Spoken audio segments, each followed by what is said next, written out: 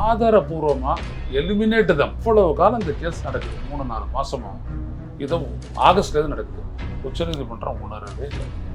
நீ எங்கே போயிட்டு முட்டிக்குவேன்? நான் தான் மம்தா பானர்ஜி போய் நின்று கலக்கு. மம்தா அட்ரஸ் பண்ணலைன்னா நாளைக்கு இது வயலண்டாக போயிடும். ஞானேஷ்குமார் வந்துட்டு பெங்கால்குள்ளே வந்தார் அப்படின்னம்னா திரிணாமுல் காங்கிரஸ்காரனா உதைக்க ஆரம்பிச்சான்னு வச்சுக்கோங்க. அப்புறம் எங்கள் தேர்தல் வேலை செய்யறதுக்கு ஆள் வரமாட்டான். திட்டமிட்டு பாஜகவுக்கு ஃபேவரபுளாக எஸ்ஐஆர் நடவடிக்கை அப்படின்றத பட்டவர்த்தனமாக தோல் உரிச்சு பாஜகவனுடைய முகத்திரையை கிழிச்சு தொங்க விட்டது மம்தா பானர்ஜி. மம்தா பானர்ஜி அவர்கள் 6 கடிதங்கள் தேர்தல் ஆணையத்துக்கு நான் அனுப்பியிருந்தேன். ஒரு கடிதத்துக்கு கூட பதிலே வரல. ஒன்று பதில் இருந்ததுன்னா பதில் சொல்லலாம். ஞானேஷ்குமார் வந்துட்டு மகாராஜா மாதிரி பதில் சொல்லிட்டு இருக்காரு. அதனால தான் இந்த மாதிரி ஒரு ஆகாரம் பிடிச்சோன்னா நான் பார்த்ததே இல்லை. If it is to waters inclusion then we will agree. Mass exclusion நாங்கள் ஏற்க மாட்டோம் அப்படின்னாங்க அவங்க. ஆனால் அதுதான் நடந்துகிட்டு வருது. இதைத்தான் மம்தா பானர்ஜி வந்துட்டு எடுத்துகிட்டு போவோம், என்ன சரி பண்ணி கொண்டு வா, இல்லை அதோட தேர்தல் வந்திருப்பேன், அதுக்கு நான் என்ன பண்ணுறது? புரியுதா? இந்த திருட்டு பெயருக்கு தேர்தல் ஆணையம் பிஜேபியை சேர்ந்து பண்ணக்கூடிய களவாணித்தனம் மோசடித்தனத்துக்கு அத்தாட்சி தான். இந்த பதில் உங்களுக்கு ஏதாவது ஏற்புடையதாக இருக்கா? நான் வாக்காளர் வலிமையாக கொஸ்டின் பண்ணேன். ஏற்கனவே பிரசாந்த் பூஷன், நேகா ரத்தி அப்படின்ற இன்னொரு வழக்கறிஞர் நம்மளுடைய உச்சநீதிமன்றம் எல்லாத்தையும் கேட்டு இப்படி கொஞ்ச நேரம் கேட்கும், இப்படி கொஞ்ச நேரம் என்ன நம்ம தொழில் என்னன்னு சொல்லிட்டு அப்படின்னு ஊதிடுவான்ல, அந்த மாதிரி கதை தான். பக்கா திருட்டு பசங்க மாடர்ன் டே லைட் ராபரி அப்படின்னோம்னா தேர்தல் ஆணையம் தான். அயோக்கியம் இல்லையா? அயோக்கியம். தமிழ்மண் நேயர்களுக்கு வணக்கம். இன்று நம்முடன் இருப்பவர் மூத்த பத்திரிகையாளர் திரு ஐயநாதன் அவர்கள். வணக்கம். வணக்கம் சார். எஸ்ஐஆர் நடவடிக்கைக்கு எதிராக மம்தா பானர்ஜி அவர்கள் உச்சநீதிமன்றத்தில் அவங்களே ஆஜராகி வாதாடி இருக்காங்க. இது முதல் முறையாக ஒரு கரண்ட் சிஎம் வாதாடி இருக்காங்க. இதை நீங்கள் எப்படி சார் பார்க்குறீங்க? அடிப்படையில் என்னன்னா, ஒரு வாக்காளர் பட்டியல் திருத்த நடவடிக்கை அப்படின்றது என்ன அப்படின்னீங்கன்னா, வாக்காளர் பட்டியலில் வாக்காளராக இருக்கக்கூடிய தகுதியற்றவர்களோ அங்கே இல்லாதவர்களோ அந்த இடத்தில் இருந்து வாக்களித்து விட்டு இடம்பெயர்ந்தவர்களோ இதையெல்லாம் பார்த்துக்கிட்டு பட்டியலை முறைப்படுத்துவது தான். To regularise the electoral role. அதுதான் அதனுடைய எய்ம். அப்படி தான் ரெப்ரசன்டேஷன் ஆஃப் பீப்புள் ஆக்ஷனுடைய சப்செக்ஷன் சொல்லுது, 20 சொல்லுது. அப்போ இது என்ன பண்ணுது அந்த தேர்தல் ஆணையம்? இதில் நிறைய பேர் நீக்கக்கூடாத ஒரு எய்மோட அதை பீகாரில் நடைமுறைப்படுத்துகிறாங்க. அதான் நாடு முழுவதும் நீங்கள் நடைமுறைப்படுத்துகிறாங்க. முதல்ல பீகார், இப்போ வெஸ்ட் பெங்கால், தமிழ்நாடு, கேரளா, இந்த மாதிரி எல்லா இடத்துலையும் பண்ணுறாங்க. அவங்களுடைய மம்தா பானர்ஜியோடைய கேள்வி என்னென்னா, நீங்கள் வாக்காளர்களை பட்டியலில் சேர்க்க உதவ வேணும். ஏழை எளிய மக்களில் ஏதாவது குறைபாடுகள் இருந்தால் கூட அதை நிவர்த்தி செஞ்சு அதை உறுதி செய்யணும். ஆனால் சின்ன சின்ன குறைகள் எல்லாம் காட்டி, ஒரு உதாரணத்துக்கு இப்போ உங்களுடைய பேர் நிக்கிதா அப்படின்றது இருக்கு இல்லையா, நீங்கள் நிக்கிதா அப்படின்றத இன்றைக்கி இப்படி எழுதலாம், இன்னும் ஒரு 10 வருஷத்துக்கு முன்னாடி நீங்கள் வேறு மாதிரி எழுதியிருக்கலாம், இல்லாட்டி உங்கள் அப்பா அம்மா வேறு மாதிரி நிக்கிதா அப்படின்னு சொல்லி கொடுத்துருக்கலாம். ஐ போடுறதுக்கு பிறகு ஈ கொடுத்துறாங்கன்னு வச்சுக்கோங்க. உடனே இந்த டிஃப்ரென்ஸை காட்டி உங்களுடைய வாக்குரிமை இல்லை இது பொருந்தலை அப்படின்னு நீக்கிறது. இது எப்படி ஒரு சரியான நடவடிக்கையாக இருக்க முடியும்? அந்த பர்சன் நிக்கிதா இருக்கிறாங்க, ஆனால் நீங்கள் ஒரு சிறு பிழைய காரணம் காட்டி அவங்கள வாக்காளர் கிடையாது அப்படின்றீங்க. இது உரிமை பறிப்பு இல்லையா? இதுதான் மம்தா பானர்ஜினுடைய ஃபண்டமெண்டல் கொஷின். அது மட்டும் இல்லாமல் நீங்கள் குறிப்பாக அந்த Mohammed, Mahmood, you see the difference, இதெல்லாம் வச்சு இல்லை டிஃப்ரெண்ட் ப்ரொனன்சியேஷன் இருக்குது. ஒரு இடத்துலையும் ஒரு மாதிரி இருக்கும். நாங்கள் மாமூது அப்படின்னு சொல்லுவோம், ஒருத்தர் முகமதுன்னு சொல்லுவோம். அந்த மாதிரி அந்த வித்தியாசம்லாம் உண்டு. இப்ராஹிம் அப்படின்ற நம்ம சொல்கிற சிலர் இப்ராஹிம் அப்படின்னு சொல்லிட்டு ஒரு தமிழில் வேறு மாதிரி எழுதுவாங்க. இப்படி ஏகப்பட்ட வித்தியாசம் பை ப்ரொனன்சியேஷன் இருக்குது, பை ஸ்பெல்லிங் இருக்குது. How to spell your name அப்படின்னா அதில் ஒரு வித்தியாசப்படும். இதையெல்லாம் காரணம் காட்டி முஸ்லீம்களை நிறைய தூக்குறாங்க. அப்புறம் இவங்க ரொம்ப அதிகமாக குறி வைக்கிறது இந்த எஸ்ஐஆரில் யாருன்னா பெண்களை குறி வைக்கிறாங்க. உழைக்கிற பெண்கள், கையெழுத்து போட தெரியாதவங்க, படிக்க தெரியாதவங்க, கைநாட்டுகள், அவங்களெல்லாம் ரிமூவ் பண்ணுறாங்க. முக்கியமாக இவங்களுக்கு வாக்களிக்கிற பர்சனையாக பார்த்து ரிமூவ் பண்ணுறதாகவும். அதாவது இவங்களுக்கு வாக்களிக்கிறது, அதாவது எதிர்கட்சிகளுக்கு, குறிப்பாக திரிணாமுல் காங்கிரஸ், இங்கே திமுக, இந்த மாதிரி அவங்க பார்த்து தான் ரிமூவ் பண்ணுறாங்க. அது நல்லா தெரியுது, நாங்கள் இங்கெல்லாம் பார்த்துட்டு வரலாம். அப்போ இதனுடைய அர்த்தம் என்ன? இது ஏற்கனவே உச்சநீதிமன்றம் முதல் அமர்வில் அப்போவே நவம்பர்லேயே அது என்ன கேட்டுச்சுனோம்னா, ஒரு வாக்காளர் பட்டியலுடைய திருத்த நடவடிக்கை அப்படின்றது if it is to include inclusion, voters inclusion தான் we will agree. Mass exclusion, பெரிய அளவுக்கு பட்டியலிருந்து வெளியேற்றக்கூடியதை நாங்கள் ஏற்க மாட்டோம் அப்படின்னாங்க அவங்க. ஆனால் அதுதான் நடந்துக்கிட்டு வருது, மாஸ் எக்ஸ்க்ளூஷன் தான். இதைத்தான் மம்தா பானர்ஜி வந்துட்டு சுட்டி காட்டுறாங்க. சுட்டி காட்டி தான் அவங்க வந்துட்டு நானே நேரடியாக வாதிடுறேன், இதெல்லாம் போயிட்டு நேரடியாக தேர்தல் ஆணையரை கேட்டிருக்காங்க. அதனால தான் அவங்களால நேராக வாதிட முடியுது. தேர்தல் ஆணையர் அதுக்கெல்லாம் உருப்படி, அவர் ரொம்ப எவேசிவாக அப்படியே மகாராஜா மாதிரி பதில் சொல்கிறார். அவர் ஞானேஷ்குமார் வந்துட்டு மகாராஜா மாதிரி பதில் சொல்லிட்டு இருக்காரு. அதனால தான் இந்த மாதிரி ஒரு அகங்காரம் பிடிச்சவொன்னே நான் பார்த்ததே இல்லைன்ட்டு வெளில வந்து அவங்க சொன்னாங்க. இப்போ ரொம்ப சிம்பிள். இப்போ இதை வந்துட்டு மம்தா அட்ரஸ் பண்ணலைன்னா நாளைக்கு இது வயலண்ட்டாக போயிடும். நாளைக்கு இந்த ஞானேஷ்குமார் வந்துட்டு பெங்கால்குள்ளே வந்தார் அப்படின்னம்னா அப்போ திரிணாமுல் காங்கிரஸ்காரன்லாம் உதைக்க ஆரம்பித்தான்னு வச்சுக்கோங்க. அப்புறம் எங்கள் தேர்தல் வேலை செய்யறதுக்கு ஆள் வர மாட்டான், ஞானேஷ்குமாரும் டெல்லிக்கு திரும்ப மாட்டார். அந்த மாதிரி ஒரு நிலையெல்லாம் ஏற்பட்டுடும். இவங்களே கோர்ட்டுக்கு வந்தாங்க, அட்ரஸ் பண்ண அந்த மேட்ரு எடுத்து வச்சாங்க. அதுதான் இன்னைக்கு இந்தியா முழுவதும் வைப்ரேட் ஆகுது.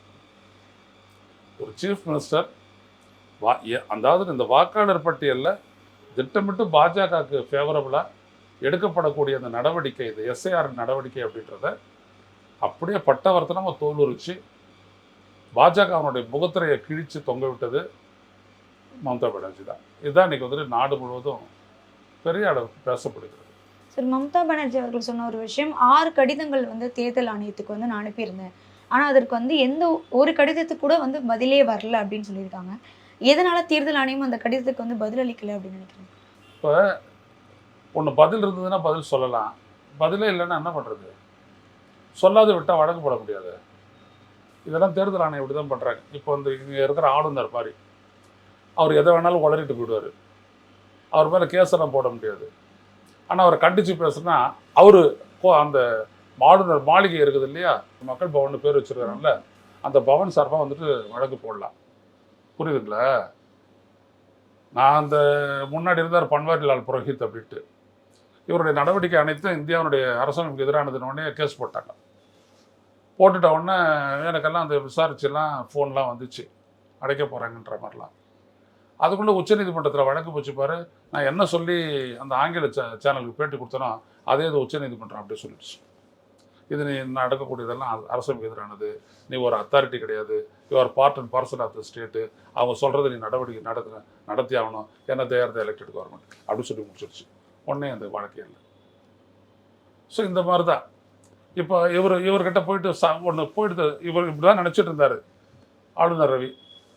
ஸ்டேட் வந்துட்டு ஒரு சட்டத்தை நிறைவேற்றி அனுப்பிச்சு அப்படின்னோம்னா நான் கிடப்பில் போட்டேன்னா அது செத்து போச்சுன்னு அர்த்தம். அப்படிலாம் வரவனுக்கிட்ட போகிறவங்கிட்டலாம் சொல்லிட்டு இருந்தார் இந்த ஆள். எவ்வளவு பெரிய ஒரு அடிமுட்டாளாக இருக்கிறாரு பாருங்க அவர். உள்ள சொல்லிட்டு இருந்தார். உச்சநீதிமன்றம் கேட்டுச்சு, அப்படிலாம் சொல்கிறதுக்கு உங்களுக்கு எங்கே இருக்குது அத்தாரிட்டின்னு கேட்டாங்க. அவங்களால உள்துறை அமைச்சகம் சார்பாக வந்த மூத்த வழக்கறிஞர்களால் பேச முடியல. ஸோ அப்படிலாம் எதுவும் கிடையாது. தேர்ந்தெடுக்கப்பட்ட ஒரு அரசு ஒரு சட்டத்தை நிறைவேற்றினா என்ன பதில் சொல்லணும் அப்படின்னு சொல்லிட்டு, அப்போ பதிலே சொல்லாது கிடப்பில் போட்டு அது செத்து போச்சுன்னு சொல்லக்கூடிய இதே மாதிரி தான் அந்த தேர்தல் ஆணையம். ஒரு இண்டிபெண்டன்ட் இன்ஸ்டிடியூஷன். நான் உனக்கு பதில் சொல்ல தேவையில்லை, சொல்லலைன்னா உன்னால் என்ன பண்ண முடியும்? ஒன்றும் பண்ண முடியாது. அதோட அவ்வளோதான்.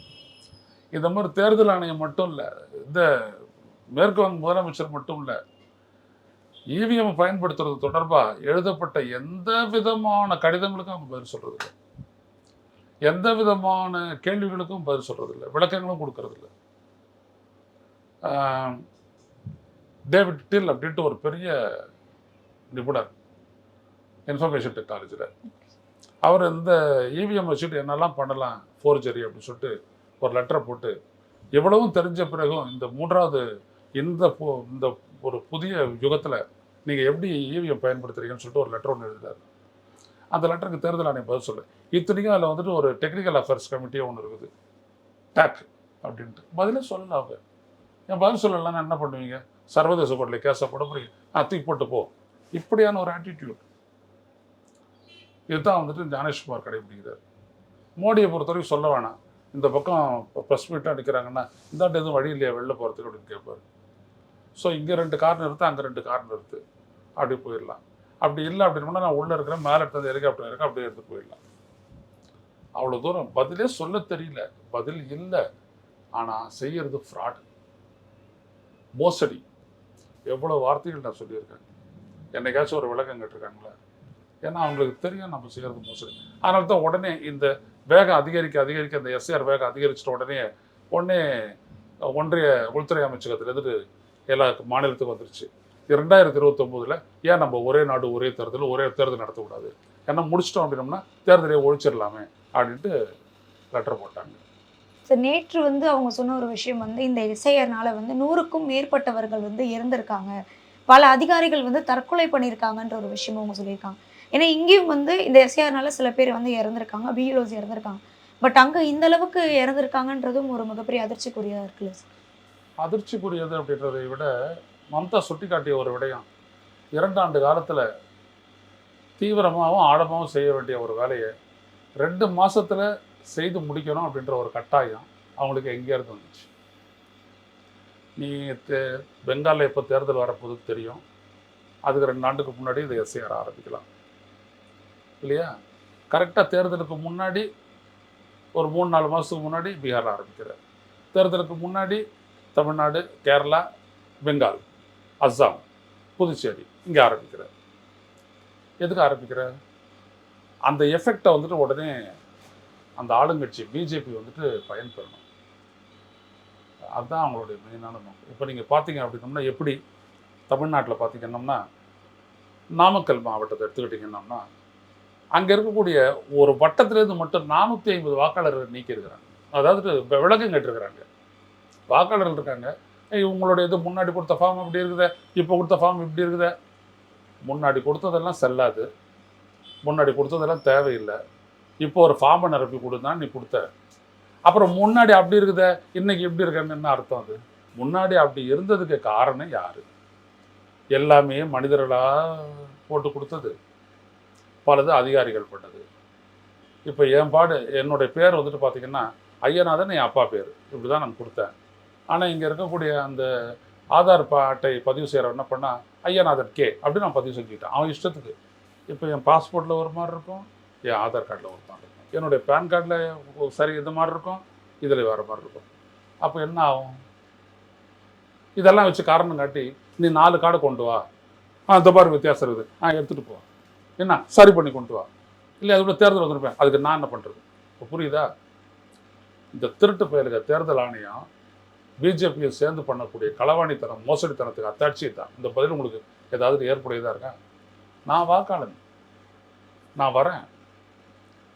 இப்போ இதுவே வேற ஒரு நாடாக இருந்ததுன்னா okay you have prove, okay முடிஞ்சு போச்சு. இதோ நான் நிறைய தேர்தல் இந்த பத்திரிகையாளர் அடையாளத்தை வச்சுருக்கிறேன், எதையாவது ஒன்று மாட்டிக்கிட்டு நான் போவேன், ரைட்டுங்களா? எந்த போலீஸ்காரனை பார்த்து இது இல்லாத வேறு ஏதாவது இருக்கா சார் கேட்குறாங்களா? ஏன் அந்த மாதிரி ஒன்றை பார்க்குறாங்க, படத்தை பார்க்குறாங்க, அவங்களுக்கு தெரியும், ரைட் போங்க சார் அப்படின்றாங்க, அவ்வளோதான். இப்படிலாம் எடுத்துக்கிறணும். அப்போது வாக்காளர் பட்டியலிலிருந்து மெய்யாக வாக்காளர்களை சேர்க்க வேண்டிய ஒரு நோக்கம் இந்த எஸ்ஐஆர் நடவடிக்கைக்கு இல்லை. அப்போ என்ன நோக்கம்னா இதைத்தான் வந்துட்டு அவங்க கொஸ்டின் பண்ணுறாங்க, வலிமையாக கொஸ்டின் பண்ணுறாங்க. ஏற்கனவே பிரசாந்த் பூஷன், அப்புறம் வந்துட்டு நேகா ரத்தி அப்படின்ற இன்னொரு வழக்கறிஞர், ஏகப்பட்ட பேர் இதுதான் சொன்னாங்க. நம்மளுடைய உச்சநீதிமன்றம் எல்லாத்தையும் கேட்டுக்குவோம், இப்படி கொஞ்ச நேரம் கேட்கும், இப்படி கொஞ்ச நேரம், அவங்களுக்கு ஒரு இதுவும் தெரியாது. கேட்டுட்டு கடைசியாக என்ன சொல்கிறேன்னா, நீங்கள் இதெல்லாம் சரி பண்ணிங்க, அவ்வளோதான். ஹியரிங் போஸ்டட் டு நெக்ஸ்ட் அப்படின்னு சொல்லி. ஏன்னா பாஜக ஆசாம்ல மட்டும் இந்த மாதிரி நடவடிக்கை வந்து எடுக்கப்படல, ஆனால் வங்காளத்தை மட்டும் ஏன் வந்து குறிவைக்கப்படுது அப்படின்னு ஒரு விஷயம். அங்கே அவங்க ஆட்சியை பிடிக்கணும். தமிழ்நாட்டில் அந்த மாதிரி பண்ணுறாங்க ஆட்சி. தமிழ்நாட்டில் 97 லட்சம், 27 லட்சம் செத்து போனவங்க, மீதி எவ்வளோ ஆச்சு? 70 லட்சம். 35 லட்சம் பேர் திருப்பி கொடுத்துட்டான், ஃபார்ம் எல்லாம் வந்துட்டு ஃபில்லப் பண்ணி கொடுத்துட்டான். இது இவனுக்கு அதிர்ச்சியாக இருக்குது. அதிர்ச்சி அடைஞ்ச உடனே விளக்கம் கேட்டு நோட்டீஸ் அனுப்புகிறான். விளக்க நோட்டீஸ் எங்கேருந்து வரும், எங்கேருந்து அந்த நோட்டீஸ் அனுப்புறது அது தெரியவே தெரியாது இன்ன வரைக்கும். சார் அது எதுக்கு சார், எங்கேருந்து வருது? டெல்லியிலேருந்து அனுப்புறீங்களா, சென்னையிலேருந்து அனுப்புறீங்களா? இந்த அர்ச்சனா பட்நாயக் அப்படின்னு இங்கே ஒரு பொம்நாட்டி, அவங்க தான் மாநில தேர்தல் அதிகாரி. அவங்க எப்படியாப்பட்ட பொறுப்பற்ற பதிலாக சொல்லியிருக்காங்கன்னு நான் விமர்சனம் பண்ணியிருக்கேன். ஒருத்தனுடைய வாக்குரிமை அப்படின்றது இந்த தேர்தல் ஆணையம் போயிட்டு உச்சநீதிமன்றத்தில் சொல்லுது, it is by qualification, this right comes through a qualification. So you need to have to prove your credentials அப்படின்னு. 18 வயசானா அடல்ட் சஃப்ரேஜ்னு சொல்லுவோம். 18 வயசு ஆயிடுச்சு, உங்களுடைய பேருக்கு வந்துட்டு 18 வயசு ஆயிடுச்சு ஆனோடனே you are eligible to be a voter. There ends the matter. அதுக்கப்புறம் அடுத்த ஆண்டு மறுபடியும் உங்களோட எலிஜிபிலிட்டியை நீங்கள் நிரூபிக்கணுமா? ஸோ அடுத்த தேர்தல் வருது 5 ஆண்டுக்கு அப்புறம், இல்லை நீங்கள் மறுபடியும் எல்லாத்தையும் எடுத்துருவாங்க அப்படி சொல்லி நிரூபணம் பண்ணணுமா? இப்படி சொல்கிறான் தேர்தல் ஆணையம். உச்சநீதிமன்ற தலைமை நீதிபதியும் கூட ஜெயமோலியா பக்ஷி 2 பேரும் கேட்டுட்ருக்காங்க. இதெல்லாம் இப்போ ரெஜிஸ்டர் பண்ணியிருக்க ரோஸ்டரில் எவ்வளோ பெரிய வேடிக்கையும் வினோதமாக இருக்குது பாருங்கள். நான் ஒரு முறை 18 வயசு ஆயிடுச்சு அப்படின்னோம்னா நான் சாகிற வரை இந்தியன் தானே. நானே என்னுடைய குடியுரிமையை திறந்துட்டு நான் வேற ஒரு நாட்டினுடைய குடிமகன் ஆகிற வரைக்கும் உனக்கு என்ன பிரச்சனை? ஆனால் அவன் சொல்கிறான் இட் இஸ் நாட் பர்மனெண்ட் ஒன்றுன்றான். கேள்விப்பட்டிருக்கீங்களா அதெல்லாம் நீங்கள்? ஒரு வாக்குரிமை அப்படின்றது இன்ட்ரான்ஸ்ஃபரபிள், மாற்றத்தக்கதல்ல அப்படின்னு வரும்போது ஒரு person as long as he remains to be an Indian, he enjoys that right of franchising.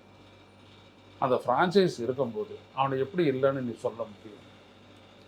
இந்த கேள்வியை நீதிபதிகள் உட்காந்துட்டு கேட்கவே இல்லை.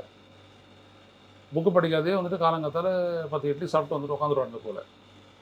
அப்படி தானே தெரியுது. ஒரு சாதாரணமான ஒரு பத்திரிகையான நம்மளுக்கு தெரியுது என்னது அப்படின்ட்டு. அங்கே அவர் வந்துட்டு ஊத்துறாரு அந்த தேர்தல் ஆணைய வழக்கறிஞர். It goes by qualification, the right comes through qualification அப்படின்றார். என்ன குவாலிஃபிகேஷன்? ஒரே குவாலிஃபிகேஷன் தான் 18 வயசான குவாலிஃபிகேஷன். அந்த 18 வயசு அப்படின்றது எப்படி மாறும் வருடத்துக்கு வருடம்? அது ஒரு முறை அவன் டேட் ஆஃப் பர்த்தோட பதிவு பண்ணுறான். அடுத்த முறை நீ ஒரு எஸ்ஐஆர் நடவடிக்கை போது அவங்ககிட்ட என்ன பண்ண போகிற? அதிகபட்சம் உங்களுடைய அந்த ஸ்கூல் புக்கு, அதாவது செகண்டரி ஸ்கூல் லீவிங் சர்டிஃபிகேட், அதை எடுத்து பார்த்தீங்கன்னா அதில் இருக்கும். அதில் தான் பதிவு பண்ணியிருப்போம். கம்யூனிட்டி வைஸு எல்லாமே அப்பா பேர் எல்லாம் முடிச்சு போச்சு தானே. இல்லை அதை ஒரு சான்றிதழ் கொடுத்தா முடிச்சு போச்சு தானே. இங்கே அதை வாங்கிட்டு நீங்கள் இப்போ பார்த்தீங்கன்னா தமிழ்நாடு அரசுடைய வருவாய்த்துறை சான்றிதழ் கொடுத்துக்கிட்டே இருக்குது ஒருத்தருக்கும். இவர் இங்கே வாடுறவர் தான், ஆமாம் இவர் இந்த ஏஜ் அட்டைன் பண்ணவர் தான், ஆமாம் இவர் எல்லாத்தையும் கொடுத்துட்டு இருக்கிறான். இந்தியன்றதை தவிர மற்ற எல்லா சான்றிதழும் கொடுத்துக்கிட்டே இருக்கிறாங்க. ஏன் இவ்வளோ பெண்ட் எடுக்கிறாங்க? ஏன்னா பெரும்பான்மையான வாக்காளர்கள், சாதாரண வாக்காளர்கள் வந்துட்டு அவன் பிஜேபிக்கு போட மாட்டான், உழைக்கிறவன் போட மாட்டான். புரியுதுங்களா? அப்புறம் வந்துட்டு இந்த தொழில் செய்கிறவன் போட மாட்டான், வியாபாரி போட மாட்டான், படித்தவன் போட மாட்டான், புத்தி இருக்கிறவன் போட மாட்டான். அது ஆணாக இருந்தாலும் பெண்ணாக இருந்தாலும் போட மாட்டாங்க. ஸோ முடிஞ்ச அளவுக்கு குறை. ஏன்னா அதுக்கப்புறம் இவிஎம் இருக்குது, அதில் வேறு வேலை செய்யலாம். இப்போ ஒரு 10% வாக்காளர்களில் நீங்கள் வந்துட்டு வாக்காளர் பட்டியலேருந்து இருக்கிற வாக்காளர்களை நீக்கிட்டீங்கன்னா போகிறோம். அப்பா இருக்கிறாங்க, பிள்ளையினுடைய பேர் இல்லை. அண்ணன் இருக்கிறான், தங்கச்சியினுடைய பேர் இல்லை. இதெல்லாம் இருக்குது. ஒரு பொண்ணு 18 to 25 வயசுக்குள்ளே கல்யாணமாகி போகும்போது அவள் வந்துட்டு இடமாற்றத்தெல்லாம் சொல்லுவாளா? கல்யாணம் பண்ணிட்டு போயிட்டு அங்கே போயிட்டு கல்யாணம் தேர்தல் அப்போ வந்துட்டு ஓட்டு போட்டு போவாங்க. நீங்கள்லாம் ஊருக்கு போவீங்க, இல்லை தேர்தலுக்கு ஊருக்கு போனீங்க இல்லையா? இல்லை, எனக்கு இங்கே தான் சார் இங்கே இருக்க ஓட்டு. இல்லாட்டி என்ன பண்ணுவீங்க? ஊருக்கு போவீங்க. இது இயல்பான ஒரு விடயம். பொங்கல் போனால், தீபாவளி ஆனால், இல்லை ஏதாவது ஒரு உங்களுடைய பண்டிகை இருந்ததுன்னா ஊருக்கு போவோம், வாக்களிப்போம், வருவோம். இந்த நாட்டில் இவன் கேட்குறான், இங்கே இருந்துட்டு நீ போயிட்டல்ல, அவள் தான் நீ போயிட்டேன்னா எப்படி அப்படியே ஒரு படிக்கட்டு ஏறி அப்படியே சொர்க்கத்தில் போயிட்டு செட்டில் ஆகிட்டாங்களா என்ன? ஒரு அறிவு வேணாம் ஒருத்தருக்கு. எங்கம்மா போயிட்டாங்க? முன்னாடி இதே எஸ்ஐஆர் நடவடிக்கை 2002 to 2005 நடக்கும்போது எப்படி நடந்துச்சுன்னா, அப்பா வந்துட்டு ஒரு வீட்டுக்கு தேர்தல் அந்த வாக்காளர் பதிவு அதிகாரி வருவார். அவரை வந்துட்டு ஒரு சேரில் உட்கார வச்சுட்டு எல்லாரையும் கூப்பிடுங்க அப்படின்வார். எல்லோரும் வருவாங்க. பார்த்து டக்குன்னு குறிச்சிட்டு போடுவார். நான் ஏற்கனவே இதை விளைக்கிறேன். அந்த மாதிரிலாம் செய்யணும். முடிச்சு போச்சு இல்லை, திருத்த நடவடிக்கை முடிஞ்சு போச்சு இல்லை, இவனுக்கு அது தேவையில்லை. தூக்கு, ஒரு ஃபார்மை கொடு, ஆதாரபூர்வமாக எலிமினேட் தம். இதுதான் அவங்களுடைய நோக்கம். இது இவ்வளவு காலம் இந்த கேஸ் நடக்குது, 3-4 மாதமாக. இதை ஆகஸ்ட்லேருந்து நடக்குது. உச்சநீதிமன்றம் உணரவே இல்லை. நீ எங்கே போயிட்டு முட்டிக்குவ? நான் தான் மம்தா பானர்ஜி போய் நின்று கலக்குன்னு கலக்கியிருக்காங்க. ஸோ அதுலேயும் வந்துட்டு ஏதோ எரும மாட்டு மேலே மழை பெஞ்ச மாதிரி தான் இருக்குது நீதிபதிகளுடைய நடவடிக்கையில் பார்த்தா. பார்ப்போம். சரி, இவங்களுடைய வாதங்கள் கேட்ட வந்து நீதிமன்றம் வந்து தேர்தல் ஆணையம் வந்து 5 நாளுக்குள்ள பதிலளிக்கணும் அப்படின்னு ஒரு விஷயம் சொல்லியிருக்காங்க. தேர்தல் ஆணையம் இதுக்கு பதில் அளிக்குமா? அளிக்கும் அளிக்கும். நல்ல தமாஷாலாம் இருக்கும். அப்போ தான் தெரியும் எவ்வளோ. அந்த அம்மா சொன்னாங்கல்ல திமிரு பிடிச்சவன் அப்படின்ட்டு, அது வேற முறையில் சொன்னாங்க. அது இந்த 5 நாட்கள் உள்ள பதில் அடிச்சிட்டோம்னா பாருங்களேன், அந்த திமிரு பிடிச்சவன்னா எப்படின்றது நமக்கு தெரியும். நீங்கள் உடனே கட்டாயம் வந்துடுங்க, அன்றைக்கி நான் வந்துட்டு சொல்கிறேன் எப்படி வந்து பதில் சொல்லியிருக்கிறாங்க பாருங்கள் அப்படின்ட்டு. சரி, 2 விடயம் வந்துட்டு ஒரு அரசு ஊழியன் எந்த நிலையில் இருந்தாலும் ரைட்டு, ஒரு ஆட்சியாளர் எந்த நிலையில் இருந்தாலும், ஒன்று வந்துட்டு ரெஸ்பான்சிபிலிட்டி, இன்னொன்று அக்கௌண்டபிலிட்டி. ஒன்றுத்துக்கான பொறுப்பு அல்லது கடமை, இன்னொன்று வந்துட்டு பொறுப்பு கூறல், அக்கௌண்டபிலிட்டி. நான் ஒரு கேள்வியை எழுப்புறேன் அப்படின்னா அதுக்கான பதில் சொல்ல வேண்டிய கட்டாயம் அவங்களுக்கு இருக்குது. நான் ஒரு கோரிக்கையை எழுப்புறேன் அப்படின்னா அதை நிறைவேற்றக்கூடிய கடமை அவங்களுக்கு இருக்குது. So this is how it should. இது எல்லாத்தையும் வெளிப்படையாக செய்யணும். புரியுதுங்களா? டிரான்ஸ்பரன்சி. இது இந்த தேர்தல் ஆணையத்துக்கிட்ட இல்லவே இல்லை. திருடனுக்கு இதெல்லாம் இருக்குமா? நல்ல வெளிப்படையாக வெளிச்சத்தில் வந்து திருடுறா அப்படின்னு அவன் வருவான். அவன் நான் இருட்டில் தான் வந்து திருடுவேன். என்ன நம்ம தொழில் என்னன்னு சொல்லிட்டு ஃபூ அப்படின்னு ஊதிடுவான்ல, அந்த மாதிரியான கதை தான். பக்கா திருட்டு பசங்க. மாடர்ன் டே லைட் ராபரி அப்படின்னோம்னா தேர்தல் ஆணையம் தான். பட்ட பகலில் கண்ணை திறந்துட்டு இருக்கும்போது துப்பாக்கிலாம் எதுவுமே இல்லாத அதிகாரப்பூர்வமாக வந்துட்டு கஜானாவை திறந்து எல்லாத்தையும் அள்ளிட்டு போகிறான். இதுதான் தேர்தல் ஆணையம். அயோக்கியம் இல்லையா? அயோக்கியம், கடைஞ்செடுத்த அயோக்கியம். அவ்வளோ வசதிகளையும் அனுபவிச்சுக்கிட்டு ஒரு அயோக்கியனாக இருக்கிறான். அவன் தான் தலைமை தேர்தல் ஆணையம். இங்கே இருக்கிற அர்ச்சனா வரைக்கும் அதே மாதிரி இருக்குது பாருங்களேன். இங்கே அந்த இடத்துலையே உக்காந்துக்கிட்டு நவராத, எங்கேயாவது போயிட்டு 10 பேர் சந்திக்கலாம்ல மக்களை. இந்த மாதிரி சொல்கிறாங்களே, நாமக்கல்ல ஒரு வார்டிலே ஒரு 450 பேருக்கு நோட்டீஸ் என்னது? அங்கே சீர்காழியில் அந்த முஸ்லீம் குடிமக்கள் அனைத்து பேருக்கும் இந்த மாதிரி கொடுத்துருக்குறாங்களே என்னது அப்படின்ட்டு ஒரு கார் எடுத்துகிட்டு போதா பாருங்களேன். இங்கேயே வந்துட்டு பிடிச்சி வச்ச பிள்ளையார் மாதிரி அது உக்காந்துக்கிட்டு பெருசாக இருக்குது. ஏன் நோக்கம் என்னது? நோக்கம் நீக்கு, அவ்வளோதான். யார் ஜெயிக்கணும்? அவங்க ஜெயிக்கணும். இதுதான். இதை புரிஞ்சுக்கங்க. இதை நீதிமன்றம் எப்படி இருக்குது? அது இன்னொரு நிலையில் போயிட்டு எல்லாத்தையும் அப்படியே வேடிக்கை பார்த்துட்டு இருக்குது. அதான் அவங்களாம் சொல்லியிருக்காங்கன்னா சரி நீ பதில் என்ன அப்படி சொல்லி கேட்டுட்டு இருக்காரு. இப்போ இதுக்கு அடுத்து வந்து தேர்தல் ஆணையம் வந்து என்ன பதிலளிக்கலாமா அப்படின்றத நம்ம பொறுத்திருந்து பார்ப்போம். நிறைய விஷயங்களை பகிர்ந்து